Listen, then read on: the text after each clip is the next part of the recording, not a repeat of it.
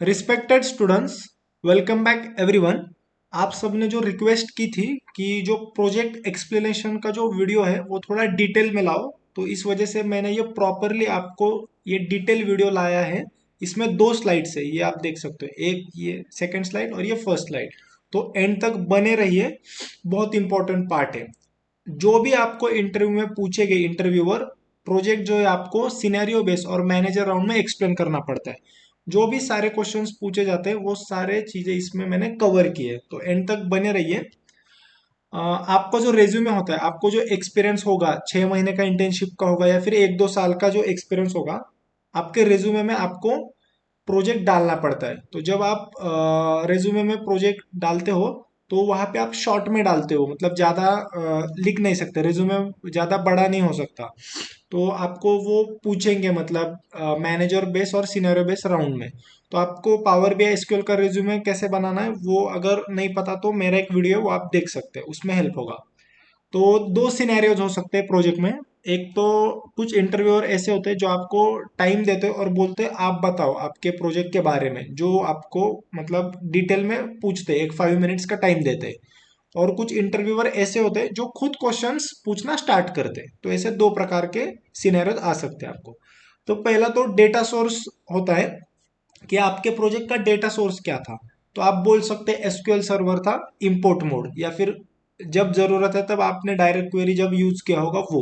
या फिर दूसरा डेटा सोर्स क्या होता है कि शेयर पॉइंट हो सकता है, वन ड्राइव हो सकता है, अजूर डेटा ब्रिक्स, ये भी एक यूज होता है डेटा सोर्स। तो आप जो आपका डेटा सोर्स है प्रोजेक्ट में वो बता सकते हो, तो एसक्यूएल इंपोर्ट मोड बता सकते हैं।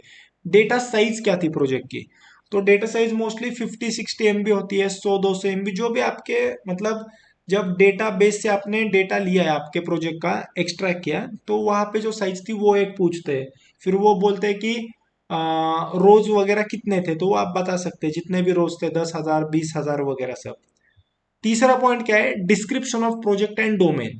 तो जब आप रेज्यूमे लिखोगे तो रेज्यूमे में एक 4-5 लाइन में डिस्क्रिप्शन आपको प्रोजेक्ट का लिखना पड़ता है। तो मतलब प्रोजेक्ट एक्चुअल क्या था, डोमेन मतलब क्या है, फाइनेंस रिलेटेड प्रोजेक्ट था, बिजनेस रिलेटेड था, किसी कंपनी का बिजनेस, या फिर लॉजिस्टिक्स रिलेटेड था, या फिर ई कॉमर्स रिलेटेड था, ऐसा डोमेन होता है वो। या फिर बैंकिंग का था, कुछ भी हो सकता है डोमेन आपका जो है वो।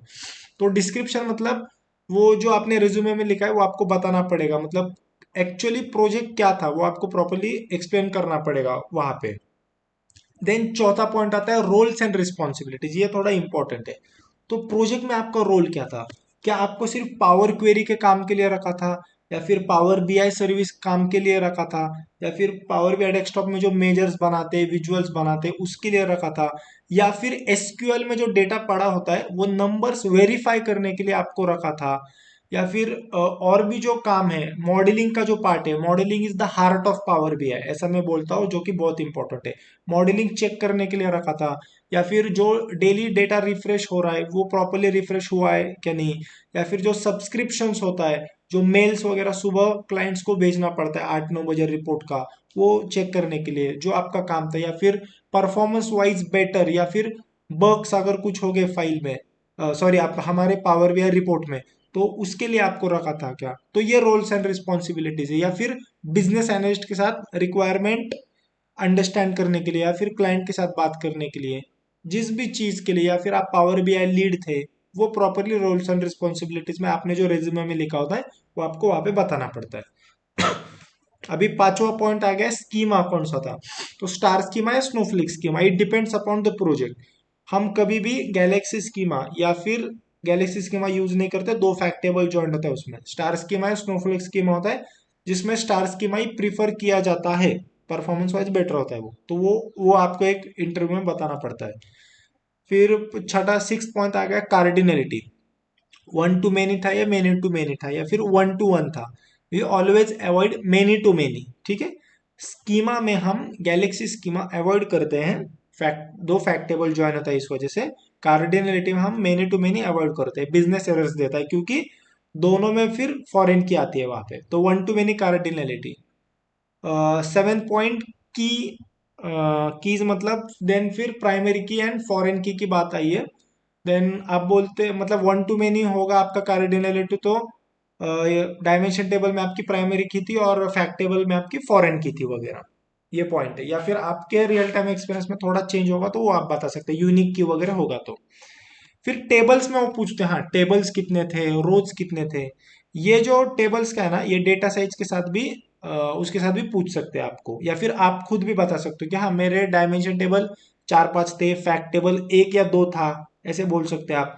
बट कभी भी फैक्ट टेबल डायमेंशन टेबल से ज्यादा नहीं होगे। अगर डायमेंशन टेबल 5 हो गए तो फैक्ट टेबल 1-2 ही हो गए। मतलब ऐसा नहीं होगा कि फैक्ट टेबल 6-7 हो गए, ऐसा नहीं कभी होता। Fact table will be always be less than dimension table only. Number of dimension table. In last point first slide का शेड्यूल रिफ्रेश। तो आपके प्रोजेक्ट में डेटा जो लोड होता है, एक तो डेली होता है या फिर वीकली होता है, ठीक है। तो फिर अगर डेली लोड होता होगा तो मतलब जो इंक्रीमेंटल डेटा बोलते हैं वो कब होता होगा वो आपको पूछ सकते हैं। या फिर आपने शेड्यूल रिफ्रेश कब लगाया था, आपका जो प्रोजेक्ट का जो डेटा है वो कब रिफ्रेश होता है। तो अभी मेरे रियल टाइम प्रोजेक्ट में 5 बजे रिफ्रेश होता है। हम डेली 2-3 बार रिफ्रेश लगाते हैं। हमारे प्रोजेक्ट में 10 बजे क्लाइंट को रिपोर्ट मेल भेजना पड़ता है, पावर बीआई सर्विस का जो सब्सक्रिप्शन पार्ट है वहां से हम भेजते हैं। तो उससे पहले हम डेटा वगैरह रिफ्रेश करते हैं। 9 बजे हमारे मैनेजर्स वगैरह मतलब जो सब होते हैं हम लोग, हम प्रॉपरली चेक करते हैं वो रिपोर्ट एंड देन फिर वो मेल जाता है, ठीक है। देन फिर आई बात केपीआईज की। केपीआईज ऑफ प्रोजेक्ट जो है, तो केपीआईज क्या होता है, केपीआई मतलब वो की परफॉर्मेंस इंडिकेटर, विजुअल नहीं बोल रहा मैं, केपीआईज ऑफ प्रोजेक्ट, ठीक है। फिर आपको क्या मतलब फाइंड आउट करना था, मतलब आपका प्रोजेक्ट अगर यूएस का है तो यूएस के स्टेट्स में हर एक स्टेट में कितना सेल हुआ है, रेवेन्यू हुआ है, या फिर मेल फीमेल का कितना कंट्रीब्यूशन है वगैरह। ये जो हमें जो चीजें मतलब पैरामीटर्स निकालने हैं हमारे प्रोजेक्ट में, वो केपीआईज। देन फिर आई बात पावर बीआई सर्विस की एंड एक्सेस। तो आपको कौन सा अकाउंट था, प्रो था या प्रीमियम था। तो एक तो सबसे इंपॉर्टेंट है, प्रीमियम की फीस अब प्रो की फीस अभी $13.7 हो चुकी है, जो कि पहले $10 थी। तो ये चीज आप अपडेट करो इंटरव्यू में बोलते वक्त। मैंने कम्युनिटी टैब में भी कल डाला था ये। और आपको किस प्रकार का एक्सेस था, मेंबर था या कंट्रीब्यूटर था। ओके, तो आप जो भी आपका एक्सेस है वो बता सकते हैं। अगर आपने कुछ आरएलएस, डायनेमिक आरएलएस, पैजिनेटेड रिपोर्ट या फिर वो सब्सक्रिप्शन वगैरह ऐसे कुछ चीजें की है तो आपको मेंबर एक्सेस होगा। या फिर अलॉन्ग विद इट अगर एडमिन एक्सेस भी हो सकता है, कभी कभी देते हैं, मतलब मुझे दिया था, ऐसी बात है, ठीक है। फिर ड्यूरेशन ऑफ प्रोजेक्ट कितना था। छोटे प्रोजेक्ट जो होते हैं वो 3-4 महीने के होते हैं, बड़े बड़े प्रोजेक्ट्स 1-2 साल तक चलते हैं, ठीक है। देन कॉस्ट ऑफ प्रोजेक्ट, ये पॉइंट जो आपके डिलीवरी मैनेजर होते हैं उनको सिर्फ पता होता है। अगर ये आपको पता है तो आप बता सकते हैं, नहीं तो आप इसमें मत जाओ, ये थोड़ा कॉन्फिडेंशियल चीज होता है। वो डिलीवरी मैनेजर, टेक्निकल आर्किटेक्ट या फिर जो परचेज डिपार्टमेंट होता है हमारी कंपनी में, उनको ये सब चीजें पता होती है। अभी रिपोर्ट पेजेस मतलब क्या, आपके रिपोर्ट में आपने कितने पेजेस बनाए हैं, ठीक है। इट कैन बी 40-50 या फिर कितने भी हो सकते हैं। या फिर वो पूछ सकते हैं कस्टम विजुअल्स आपने कितने यूज किए, तो आप बोल सकते हैं 8-10 कस्टम विजुअल आपने यूज किए, जो कि पावर के पे वगैरह ऐसे विजुअल्स जो है। देन जो कुछ इन्फॉर्म बहुत ही अट्रैक्टिव और परफॉर्मेंस वाइज बेटर है, ऐसे कस्टम विजुअल्स हम यूज करते हैं। या फिर जो स्टैंडर्ड विजुअल्स है, 36 स्टैंडर्ड विजुअल, उसमें से हम तो गेज चार्ट होगा या फिर टेबल मैट्रिक्स तो यूज होता है। स्लाइसर तो सबसे पावरफुल विजुअल है। तो ऐसे आपके रिपोर्ट में कितने पेजेस थे, कौन से स्टैंडर्ड विजुअल्स और कस्टम विजुअल्स आपने यूज किए, तो वो बताना है आपको। Most difficult challenging scenario of project, ये 100% पूछेंगे। तो जो आप रियल टाइम आप पावर बीआई मतलब प्रोजेक्ट जब कर रहे थे, आपको जो जो जिसमें डाउट आ गया, पावर क्वेरी में कुछ ट्रांसफॉर्मेशन करते वक्त कुछ प्रॉब्लम आया होगा, या फिर कुछ मेजर्स बनाते वक्त, या फिर पावर बीआई सर्विस में जो आपको प्रॉब्लम काम करते वक्त आया है वो आप बताओ। ऐसा नहीं है कि जो प्रोजेक्ट में डिफिकल्ट है वो ही बताना होगा, या फिर प्रोजेक्ट में जो बड़ा टास्क था वो बताना है, ऐसा नहीं। जो आपको प्रॉब्लम आया है रियल टाइम काम करते वो आप बता सकते हैं। अगर कोई विजुअल होगा, कस्टम विजुअल बना रहे थे, या फिर कोई हिपोथेटिकल सिनेरियो था, या फिर पावर बीआई सर्विस की, या फिर एसक्यूएल का कोई पार्ट था, पावर क्वेरी में ट्रांसफॉर्मेशन करते हो प्रॉब्लम आ रहा था, डेटा टाइप चेंज करते हो वगैरह, ये आप बता सकते हैं बिंदास, ठीक है। अभी ये जो पॉइंट है performance wise better of power BI file and bugs in power BI report ना, देखो ये पॉइंट जो है इसके मैंने अलग 15-15 मिनट के वीडियो बनाए हैं जो कि 100% पूछने वाले हैं ये आपको सिनेरियो बेस्ड राउंड और मैनेजर राउंड में। तो इसके आप वीडियो देख सकते हैं, इस वीडियो में मैं इंक्लूड नहीं करता, नहीं करूंगा। ये आप प्लेलिस्ट में मिल जाएंगे, आपको मिल जाएंगे, वहां पे देख सकते हैं आप। फिर आ गई बात how many dashboards made in power BI service. तो आपने जितने भी बनाए हैं आपके रियल 1 साल में, 2 साल में या फिर 6 महीने के इंटर्नशिप में, तो आप बता सकते हैं 5, 10, 15 जितने भी बनाए हैं वो। और टाइप्स क्या है, हाँ, और डैशबोर्ड में आप स्लाइसर को पिन नहीं कर सकते, मैप को पिन कर सकते हैं। टाइप्स मतलब फिर आपके जो प्रोजेक्ट है उसमें अगर कस्टमर रिलेटेड कुछ पैरामीटर्स बनाए, तो कस्टमर का एक डैशबोर्ड आपने बनाया था, कस्टमर के रिलेटेड सारे विजुअल्स आपने पिन किए थे। आपका लोकेशन रिलेटेड जो आपने विजुअल्स बनाए उसको पिन किया था आपने, ये इसके टाइप्स हो गए। ठीक है। और सबसे इंपॉर्टेंट बात, टीम साइज। आपके टीम में कितनी साइज थे? अभी मैं जिस कंपनी में काम कर रहा हूँ वहां पे 28 लोगों की टीम है। तो आप सोचो वहां पे कितने एक साथ प्रोजेक्ट बनते हैं, या फिर प्रोजेक्ट की साइज क्या है। मेरे प्रोजेक्ट की साइज 800 MB है। यहाँ पर देखो मैंने खाली 50-60 लिखा है, मेरे इसमें 800 MB है। ठीक है। तो आप 5-6 वगैरह जितने भी आपने काम किया वहाँ पे जितने भी लोग थे बता सकते हैं। पावर BI डेवलपर होता है, एसक्यूएल डेवलपर होता है। एसक्यूएल जो है वो आपके जो नंबर्स आपने डिराइव किए उसको वेरीफाई करने के लिए है, बहुत इंपॉर्टेंट। इसलिए आपको एसक्यूएल कभी कभी वो नहीं होता तो आपको ही करना पड़ता है, इसलिए एसक्यूएल आना चाहिए।